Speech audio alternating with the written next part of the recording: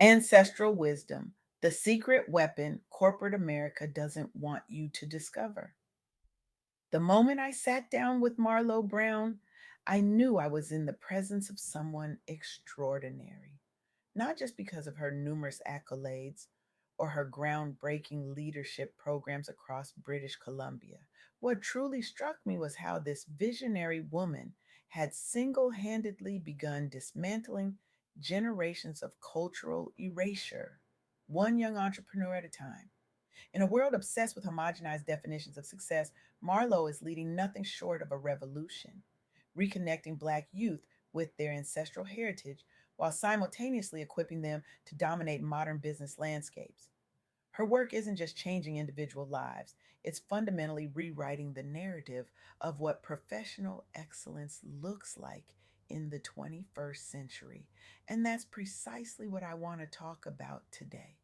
There's a lie we've been sold, a devastating, insidious lie that has cost us more than we can calculate. The lie that to succeed professionally, we must amputate essential parts of ourselves. That spirituality, particularly non Western ancestral spiritual traditions, must remain hidden, private, separate from our professional identities. That embracing these traditions marks us as unprofessional, primitive, or even dangerous. This belief isn't just wrong, it's poison. And it's time we called it what it is, a tool of oppression disguised as practical career advice. What if the very spiritual traditions many of us have been taught to hide or abandon are actually powerful catalysts for innovation, authentic leadership, and sustainable success? What if reclaiming these traditions isn't regression but revolution? This isn't theoretical, it's happening right now, led by courageous entrepreneurs and professionals who are proving it every single day. Consider Marlo Brown's work with Black youth in British Columbia. When she first proposed integrating traditional cultural values into modern business training, she faced immediate resistance. That's nice for personal development, they said, but business is business. The subtext was clear. Success requires assimilation, not celebration of difference. But Marlowe saw what others missed. She witnessed firsthand how disconnection from heritage was leaving young people profoundly unmoored, cut off from the deep wells of resilience and wisdom that come from knowing who you are and where you come from. So she created mentorship programs where young leaders could explore their ancestry alongside practical business skills. The results were transformative. Participants didn't just report increased confidence, they experienced it viscerally. Several launched businesses explicitly rooted in cultural principles that mainstream business education would have encouraged them to downplay or discard. Most importantly, these young entrepreneurs began shifting local narratives around what successful Black entrepreneurship looks like, centering tradition not as a quaint artifact, but as a competitive advantage. One participant told Marlowe, "For the first time, I don't feel like I have to choose between honoring my grandmother's teachings and building a successful company. I realize her wisdom about community, reciprocity, and long term thinking is exactly what makes my business model innovative. This pattern repeats across industries and communities. Take Janice Jones, who transformed her spiritual gifts into a thriving entrepreneurial venture. After years in corporate environments where she felt pressured to leave culture at the door, Janice made the revolutionary choice to lead with it instead. The pushback was immediate and intense. Clients questioned whether her integration of ancestral practices reflected a lack of professionalism. Colleagues warned she was limiting her market. Even family members worried she was jeopardizing her financial security. But Jeunesse recognized something profound. Authenticity isn't just personally fulfilling, it's strategically powerful. She began using storytelling platforms like podcasts to educate audiences about the value and legitimacy of ancestral wisdom in business contexts. She spoke openly about how traditional practices informed her approach to everything from conflict resolution to resource management. The result? She didn't shrink her market, she defined it. She built a loyal client base who specifically sought out her holistic approach. She's been featured on major entrepreneurial podcasts and is now cited as an example of successfully bridging tradition and innovation. What I discovered, Janice says, is that what makes us different isn't a liability, it's our greatest competitive advantage. In a marketplace drowning in sameness, authenticity cuts through the noise. When I stopped hiding my spiritual practices and instead showed how they enhanced my work, I stopped competing and started creating my own category. But making this shift isn't easy. It requires courage to challenge established norms. It requires community support to withstand the inevitable pushback. This is where platforms like the Lifer podcast become crucial. Created specifically for women entrepreneurs, including many Black professionals, this community provides space for sharing journeys that integrate spirituality and entrepreneurship. Many members initially feared career suicide if they spoke openly about incorporating traditional beliefs into their businesses.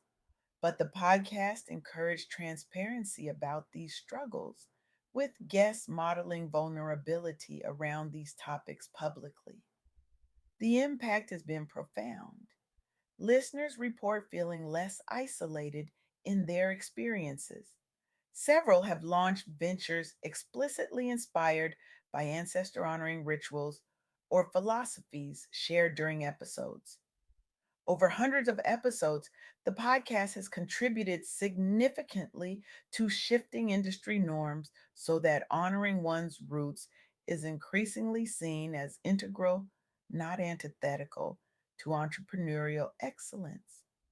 As one listener wrote, after hiding my spiritual practices for years, hearing successful women talk openly about how they incorporate ancestral wisdom into their businesses gave me permission to bring my whole self to my work.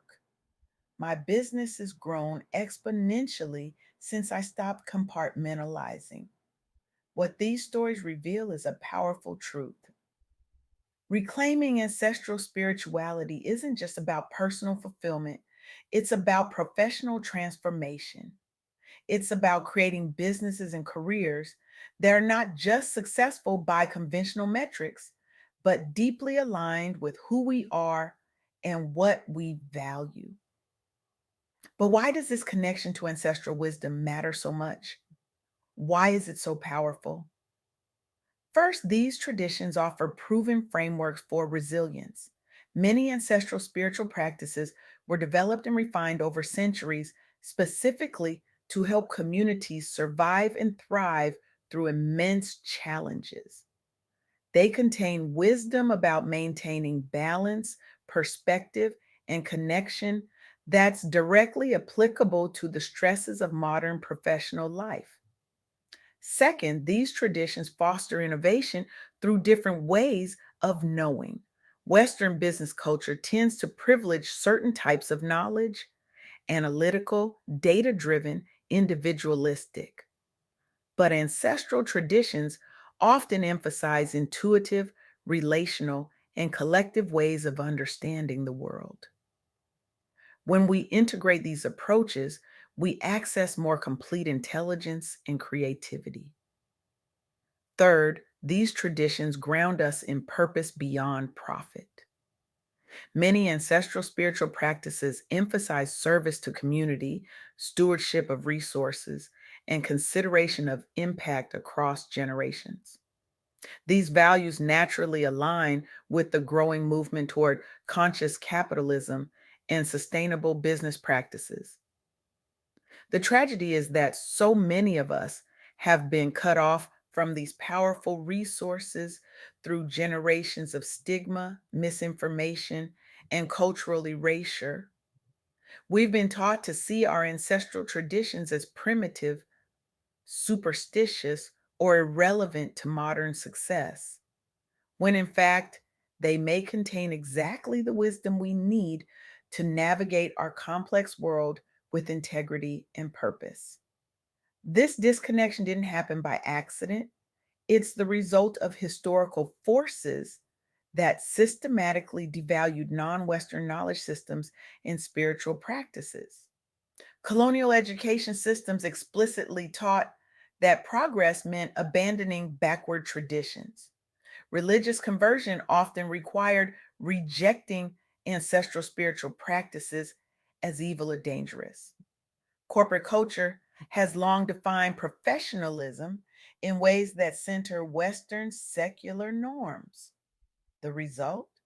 Generations of professionals who feel they must choose between honoring their heritage and achieving success, between being authentic and being taken seriously, between spiritual fulfillment and professional advancement.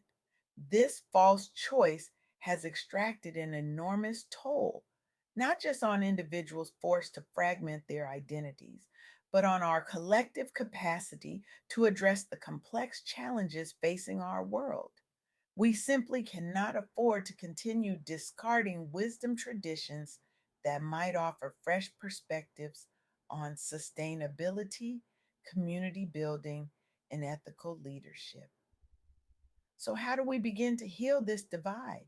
How do we reclaim the power of ancestral spirituality in our professional lives?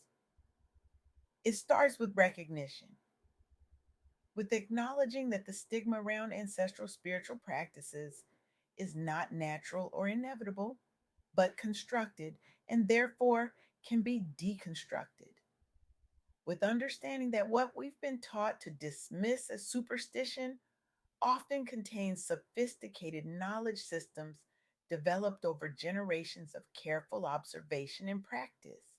It continues with the education, with learning about our specific ancestral traditions, not through romanticized or commercialized versions, but through respectful engagement with elders and knowledge keepers who understand these traditions in their full complexity. With studying how these traditions approach leadership, conflict resolution, resource management, and other challenges relevant to our professional contexts. It advances through community, through creating spaces where we can openly discuss the integration of spirituality and professional life without fear of judgment, through celebrating those who successfully bridge these worlds and learning from their experiences, through supporting each other when we face pushback for bringing our full selves to our work. And it culminates in transformation, in businesses that honor ancestral wisdom while embracing innovation, in leadership styles that draw on traditional values while addressing contemporary challenges, in professional identities that are whole, integrated, and authentic. I want you to imagine something with me. Imagine a world where bringing your full cultural and spiritual identity to your work isn't just tolerated, it's celebrated, where ancestral wisdom isn't dismissed as superstition, but recognized as sophisticated knowledge developed over generations, where professionalism doesn't mean conforming to a narrow Western ideal, but bringing your unique perspective to solve complex problems. This isn't just a nice vision, it's an urgent necessity. In a world facing unprecedented challenges from climate change to social division, we need every wisdom tradition at the table. We need leaders who can draw from diverse wells of knowledge. We need businesses built on values that prioritize long term sustainability over short term profit. So I challenge you, no, I dare you to begin this revolution in your own life. Starting today, identify one ancestral practice or teaching that you've kept separate from your professional identity. Maybe it's a ritual that centers you before important decisions, a community value that influences how you lead, a spiritual practice that fuels your creativity. Whatever it is, bring it into the light, share it with a colleague, incorporate it visibly into your work. Write about it, speak about it. And when you face resistance, because you will, remember Marlo, Janice, and countless others who have walked this path before you. Your ancestral wisdom isn't a liability to be hidden, it's a revolutionary force waiting to transform not just your career, but our entire understanding of what success can look like. The world doesn't just need your skills and credentials, it desperately needs the unique wisdom you carry. Will you have the courage to bring it forth? The future is waiting for your answer.